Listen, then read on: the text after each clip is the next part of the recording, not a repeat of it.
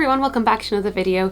Today I am starting a new series on the channel, and it is a series where I take classical paintings from famous artists from the past few centuries and I basically redraw them in my own style. This takes elements from the Draw This in Your Style art challenge that has been around in the art community for the past few years, and just some of the techniques of, improving my art skills and human anatomy that I've been doing ever since I started doing art, which is doing studies of these famous classical paintings, studying them, doing redraws of them, and learning from them.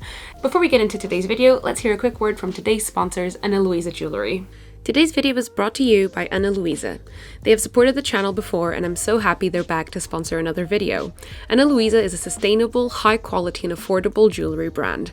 They create gorgeous pieces at fair prices starting at $39 with exceptional quality and a wonderful sustainability mission. Ana Luisa offsets 100% of their carbon emissions, starting with the sourcing of their raw materials all the way through to the disposal of their pieces. They ensure the highest production standards while eliminating excessive waste by releasing pieces in limited batches. I got these gorgeous pieces from them, including these Hannah marble blue hoop earrings that immediately reminded me of the traditional Portuguese tiles from back home. They gave me such a nostalgic feeling that I just had to get these, and I'm obsessed with them. Speaking of things I'm obsessed with, put your peepers on this necklace. It's a gorgeous pearl flower pendant saya necklace that goes perfectly with any outfit you're wearing, and it's so cute and so simple. I'm also a huge fan of this adjustable gold ring that, again, is plain enough that it goes with any style you're wearing, but it adds a little pop of bling to your day. The quality of these pieces is incredibly noticeable, as they're all crafted with care to be long lasting. And they also have a 365-day warranty. If you'd like to get your own gorgeous pieces from Ana Luisa, they are currently running a huge 20% off site-wide sale. So make sure to check out the link in the description and on screen right now. I cannot recommend Ana Luisa enough, and I'm sure you guys will find some pieces to obsess over on their website like I did. Thank you again to Ana Luisa for supporting the channel and sponsoring another video. So for the first video of this series, I actually wanted to do a painting from one of my favorite artists of all time, which is Botticelli. Not to be basic, but he is. And I'm going to be doing Birth of Venus. I'll get into why I'm doing this one for the first video of this series in a bit. I also did some research for you guys, and will give you guys a bit of info about this painting while I show you guys the speed draw of this redraw. So yeah, it'll be a fun sort of learning about art, history, and also doing some art. So without any further ado, let's get into this redraw. So for the first one of the series, I decided to do one of the first paintings from the Renaissance period that I ever fell in love with as a child, Birth of Venus by Botticelli. Botticelli was the first artist that I learned about that completely stole my heart and made me fall in love with art and painting. I've always been enamored by the way he painted these gorgeous ethereal scenes while making all the characters look so unique. I don't mean just in terms of realism, obviously, we all know he was another Renaissance king of realism, but I mean more in terms of making his characters dynamic and sort of believable as godlike or mythical beings. Anyway, I was lucky enough to go to Florence back in 2018, if I'm not wrong. As you can see in some of these pictures, it had been a dream of mine since I was little to go to Florence and go to all the art galleries that hold some of the most famous and gorgeous paintings in the world in person. And let me tell you, it was way more magical than I had ever imagined. And of course, lo and behold, there was Birth of Venus in the Uffizi Gallery. I was so in awe for so long, just staring at it, just looking. I'd looked at this painting millions of times before, but seeing it in person in its large 1.7 by 2.7 meter size, it was just honestly breathtaking. So all this to say, when I was thinking of which painting to do first for this series, Birth of Venus was the first one that came to mind. I also thought I'd give you guys some interesting info on this painting, as I said before, while I paint it out in my style here. So here we go. The painting Birth of Venus was painted by Sandro Botticelli in 1485. He used a technique called tempera on canvas, which is basically just the type of paint they used back then. It was a pigment mixture that was mixed in with egg yolks that would create this paint-like texture that we use today. I actually had to try this technique in art class in high school a few times, and it was definitely super interesting to see how they made paint back in the 15th century and how much more difficult it was to get the colors right, and also just how long it lasts. Like, can you imagine eggs lasting this long? It's crazy. I got some more info about the painting itself from the Uffizi Gallery website, where the painting is currently showcased. So here we go. Known as the Birth of Venus, the composition actually shows the goddess of love and beauty arriving on land on the island of Cyprus, born of the sea spray and blown there by the winds, Zephyr and perhaps Aura. The goddess is standing on a giant scallop shell, as pure and as perfect as a pearl. She is met by a young woman who is sometimes identified as one of the Graces or as the Hora of Spring, and who holds out a cloak covered in flowers. Even the roses blown in by the wind are a reminder of spring.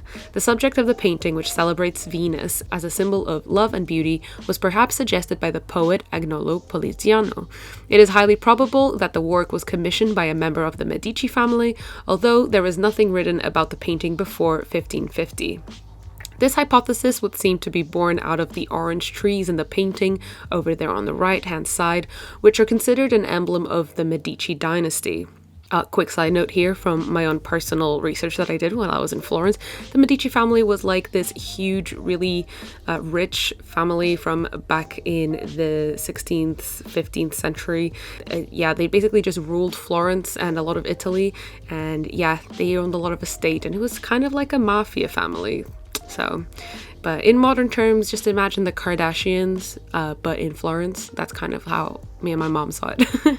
Back to this description. Unlike the allegory of spring, which is painted on wood, the Birth of Venus was painted on canvas, a support that was widely used throughout the 15th century for decorative works destined to noble houses. Botticelli takes his inspiration from classical statues of Venus's modest pose, as she covers her nakedness with long blonde hair, which has reflections of light from the fact that it has been gilded. Even the winds, the pair flying in one another's embrace, is based on an ancient work, a gem from the Hellenistic period, owned by Lorenzo the Magnificent.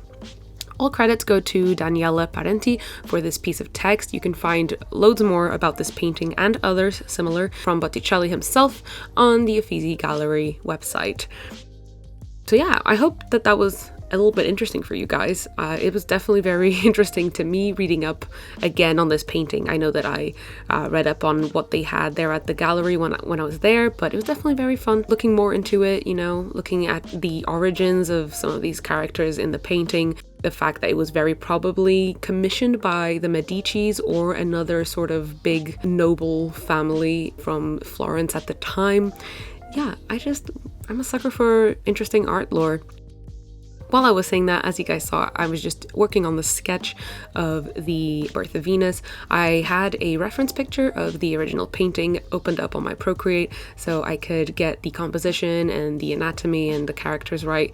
And yeah, once I had the sketch down and I was happy with how everything looked, I went in and did the line art, which you guys are seeing me do right now. And as I said, I'm doing this in my style, so obviously all the techniques and everything I'm doing is, in my style. So obviously we gotta go out with this red line art that I'm then gonna change into a multiply layer so that we can have a cool colored line art on our piece.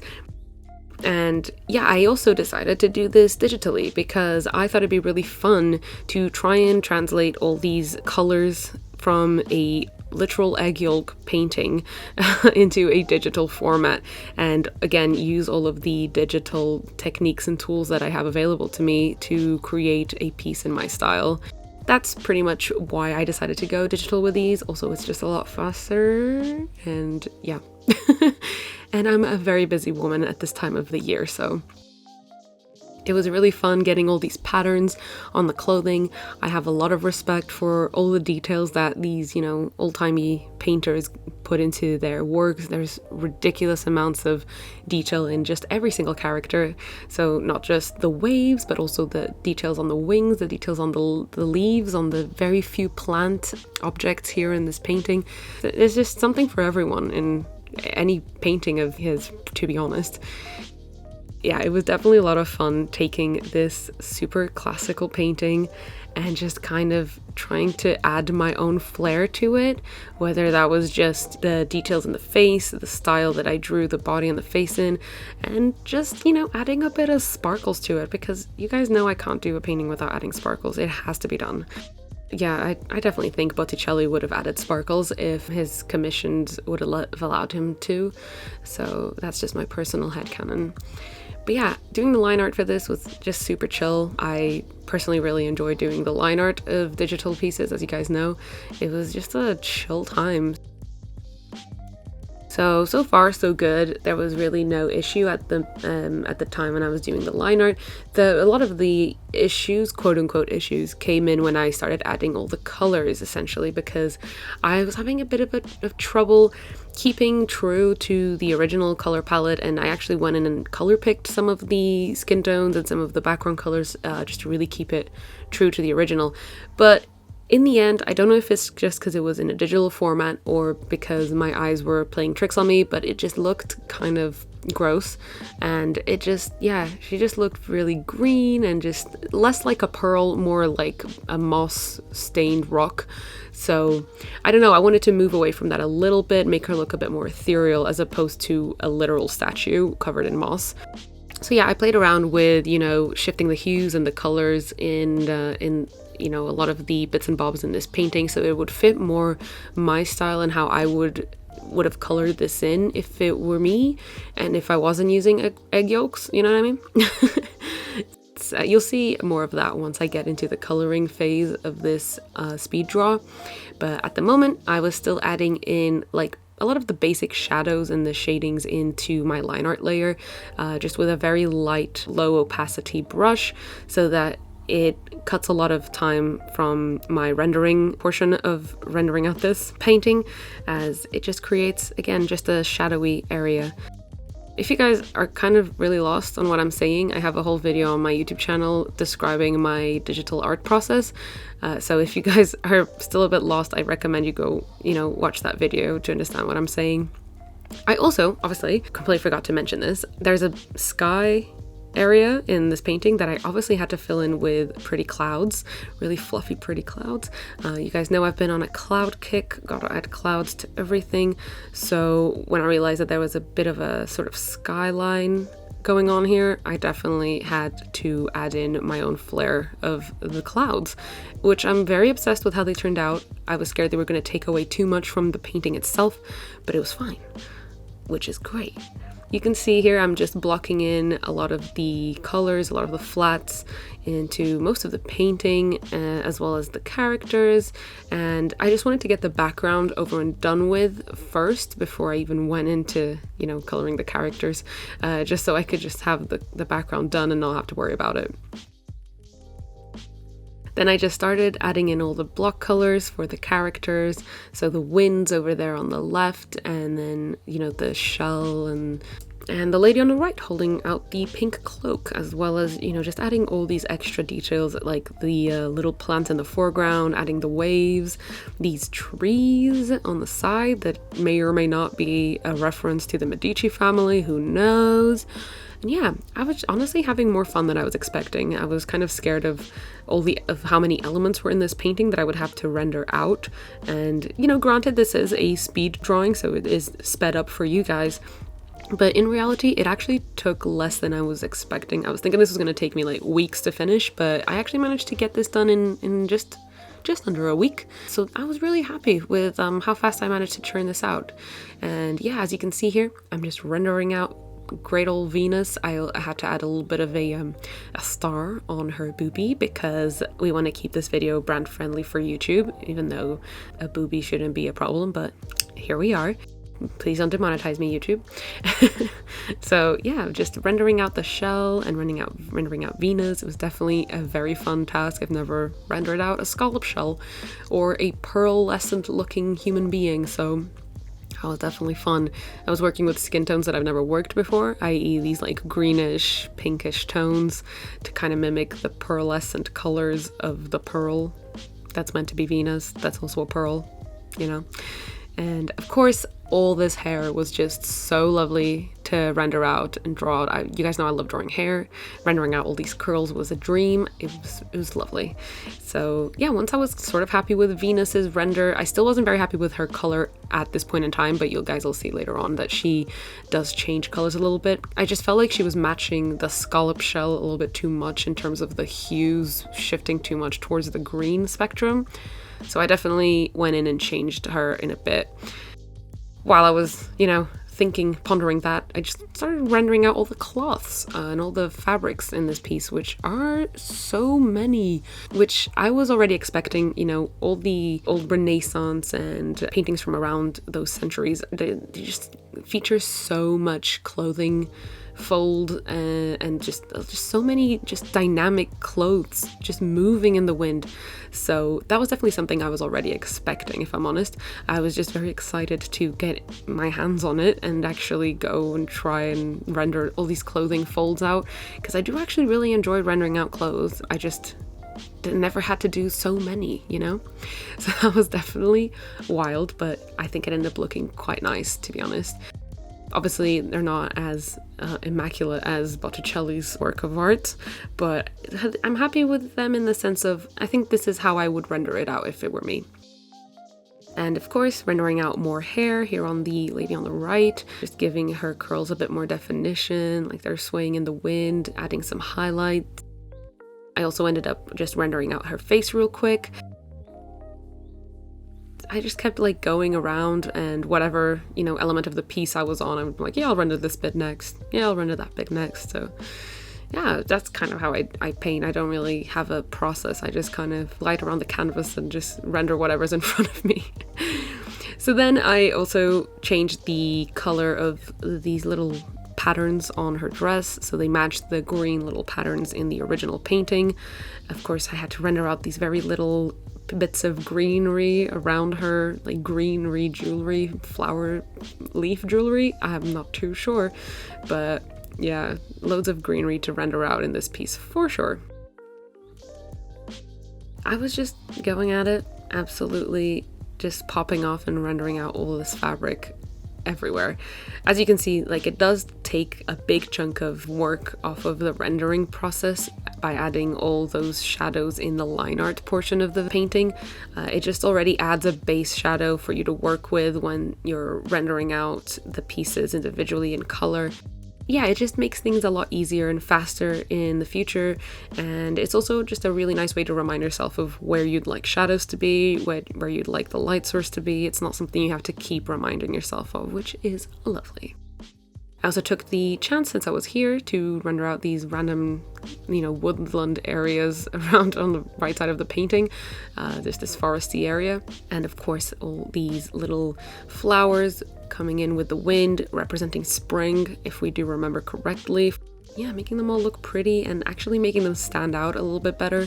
I feel like they were falling in with the background a little bit, so yeah, I tried to add some more highlights to them, make them pop a little bit more. And it was at this point that I realized that the pink cloak also had the same sort of pattern on it as her dress. So I had to go ahead and just recreate that pattern on the cloak after I did all the rendering of the cloth foldings and everything like that. But it was fine. I just had to use my imagination, I guess.